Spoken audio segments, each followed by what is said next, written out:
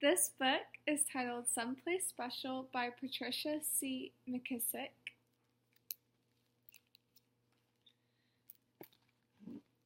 Trisha Ann was about to burst with excitement. Crossing her fingers and closing her eyes, she blurted out her question. Mama Frances, may I go to someplace special by myself today? Pretty please. I know where to get off the bus and what streets to take and all. Although it had another name, Trisha Ann always called it someplace special because it was her favorite spot in the world. Please, may I go? Pretty please, with marshmallows on top? I don't know if I'm ready to turn you loose in the world, Mama Frances answered, trying the sash of Trisha Ann's dress. I'm ready, the girl said, taking a giant leap across the floor. See what a big step I can make?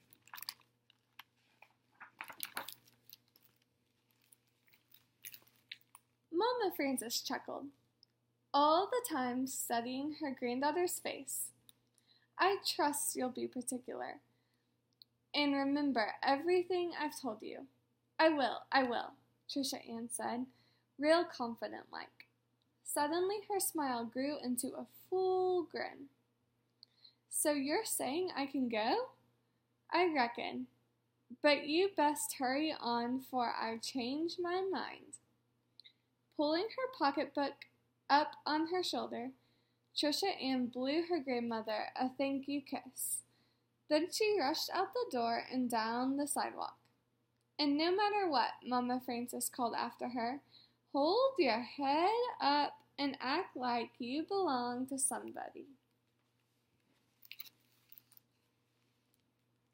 At the corner, a green and white bus came to a jerky stop and hissed. When the doors folded back, Trisha Ann bounded up the steps and dropped in the fare same as when Mama Frances was with her. The girl squared her shoulders, walked to the back, and took a seat behind the Jim Crow sign that said, Colored Section. And there's the sign. Trisha Ann had seen such signs all her life. She recalled the first time she and Mama Frances had taken this bus ride, and her grandmother had told her, those signs can tell us where to sit, but they can't tell us what to think. I'm gonna think about someplace special, Trisha Ann said to herself, and turned to look out the window. Stop by stop, the bus began to fill. At the farmer's market, people crowded on, carrying bags of fruits and vegetables. Mrs. Granell, Mama Frances's friend from sewing club, climbed on, noticed that there were no seats left. Climbed on board, and she inched her way toward the back. Trisha Ann noticed that there were no seats left behind the Jim Crow sign. So she stood up and gave Mrs. Granell hers.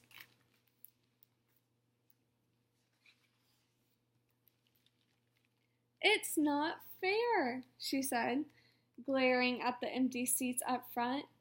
No, but that's the way it is, honey, said Mrs. Granell.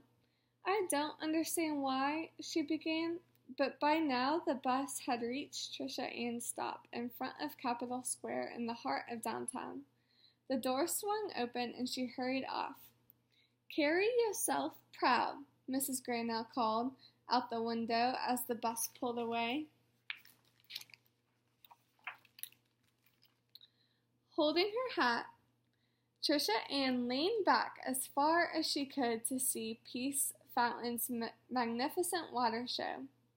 It made her dizzy to watch the sprays that shot high into the air, but she liked the feeling and turned round and round and round with her arms outstretched. Then, giggling, she staggered on wobbly legs to a nearby bench. And then there she is, dancing around the fountain. Instantly, Trisha Ann leaped to her feet. On the bench was a sign that said, "For whites only." Her face fell, and she wished for Mama Frances's strong hand to hold.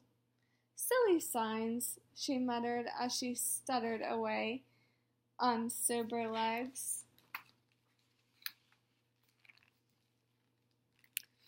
At the edge of the square, she greeted Jimmy Lee, a street vendor.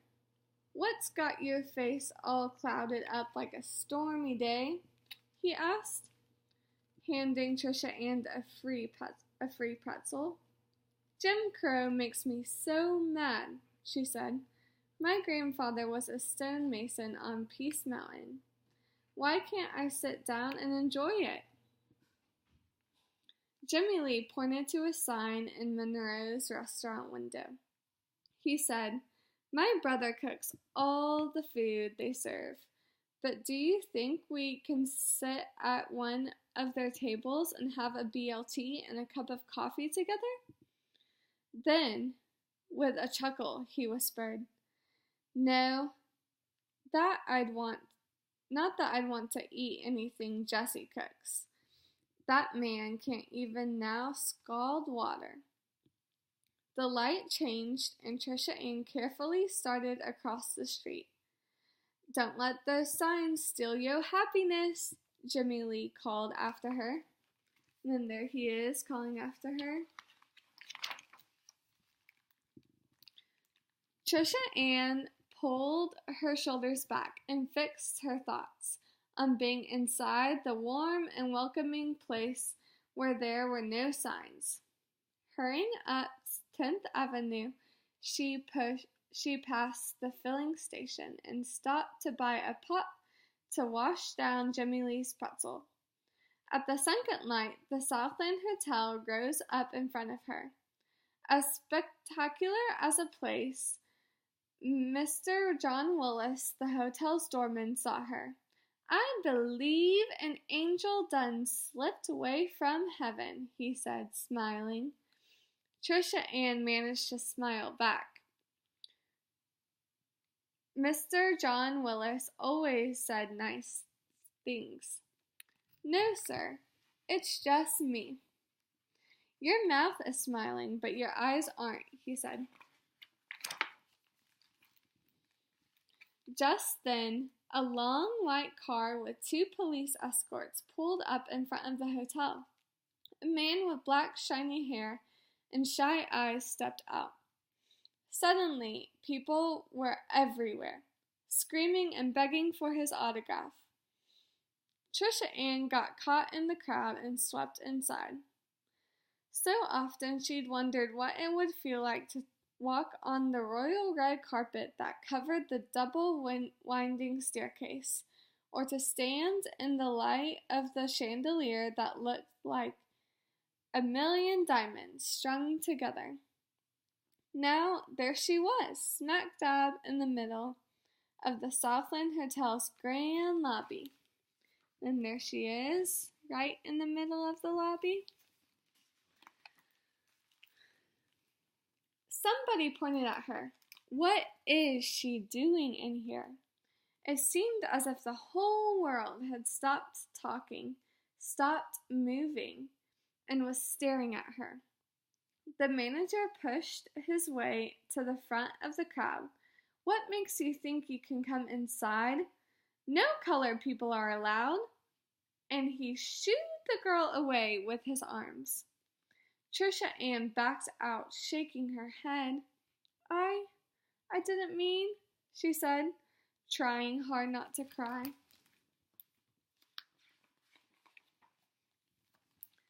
Hurrying past Mr. John Willis, Trisha Ann ran straight into the Mission Church ruins where Mama Frances often stopped to rest. There, in the protection of the walled gardens, the girl let the tears come.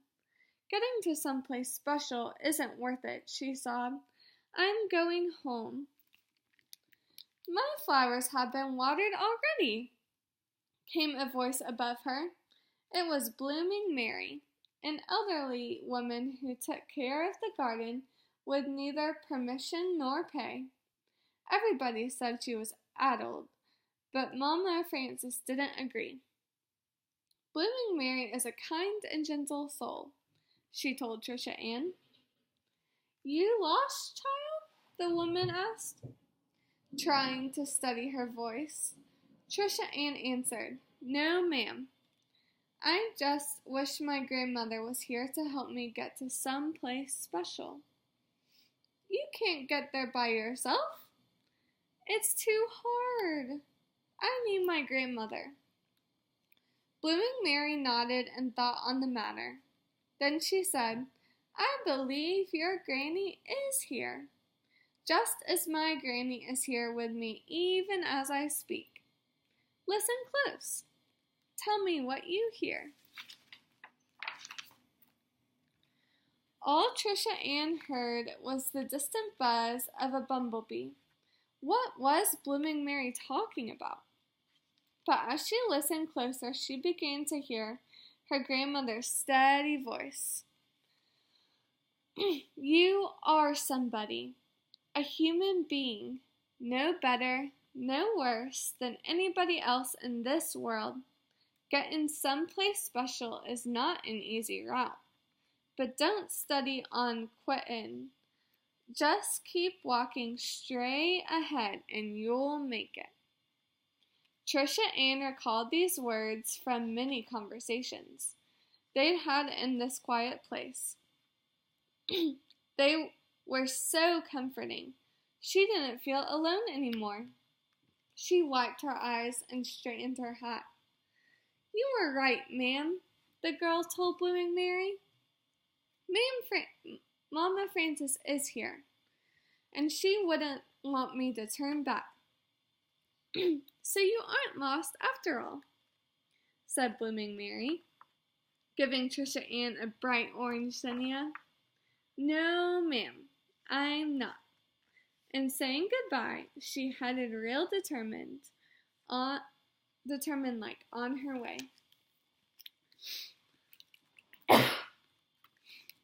2 blocks later, Trisha Ann came to the Grand Music Palace, where a group had gathered for the matinee performance. As the girl approached, a little boy spoke to her. Howdy, I'm Hickey, and I'm 6 years old today. You coming in? Before Trisha Ann could answer, an older girl grabbed his hand. Hush, boy, she said through clenched teeth. Colored people can't come in the front door. They got to go round back and sit up in the buzzard's roost. Don't you know anything? His sister whispered harshly. Hickey looked at Trisha Ann with wide, wondering eyes. Are you going to sit up there? In the last 3 rows of the balcony? Why, I wouldn't sit up there even if watermelons bloomed in January. Besides, I'm going to someplace very, very special, she answered, and then Trisha Ann skipped away. I want to go where she's going, she heard Hickey say as his sister pulled him through the door. At the corner, Trisha Ann saw a building rising above all that surrounded it. Looking proud in the summer sun, it was much more than bricks and stone. It was an idea. Mama Frances called it a doorway to freedom. When she looked at it, she didn't feel angry or hurt or embarrassed. At last, she whispered, I've made it to some place special. And then there's the big building. What's the big building? We'll see. Before bounding up the steps and through the door, Trisha Ann stopped to look up at the message chiseled in the stone across the front facing Public Library. All are welcome.